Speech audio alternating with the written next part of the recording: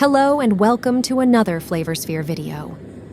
Today we're going to prepare a veal stew with potatoes. Is a rich and delicious meat dish typical of Italian home cooking. It consists of bite-sized pieces of veal, first coated in flour, then browned with oil, carrot, onion, and celery, and finally slow cooked in a pot with vegetables broth until they become tender and very soft.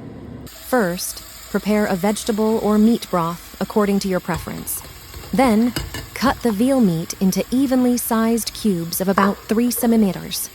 Coat the veal cubes in flour, shake off the excess, and set them aside. Next, in a saucepan, place finely chopped onion, celery, and carrot with butter and a couple of tablespoons of oil. Let them sauté for 1 minute.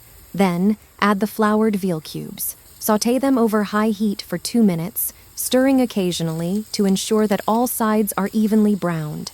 Add the white wine and let it completely evaporate over high heat.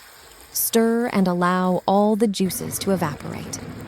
Finally, add a couple of ladles of hot broth to maintain the simmer. Add a sprig of Thai rosemary. Once you see that it has reached a perfect simmer, cover with a lid and reduce the heat. Let the stew cook for about 1.5 hours over very low heat, stirring occasionally. The meat should never be dry, so if needed, add more hot broth. However, be careful not to add too much broth. It should be moist, but not overly liquid. After the indicated time, the veal cubes should be tender when pierced with a fork. If they are still tough, continue cooking for another half an hour. Adjust the salt as needed. Finally, add peeled and diced potatoes. Add another ladle of broth and let it cook for another 40-50 minutes.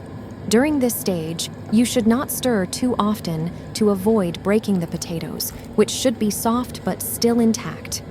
Occasionally move the pot gently, and if necessary, add a little more broth. You should achieve a tender and creamy veal stew with intact potato pieces. Adjust the salt as needed.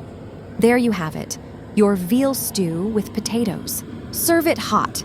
We invite you to try making it yourself and send us a photo of the result. And don't forget to like and subscribe to our page to see all our recipes. Enjoy tea cooking and bon appetit.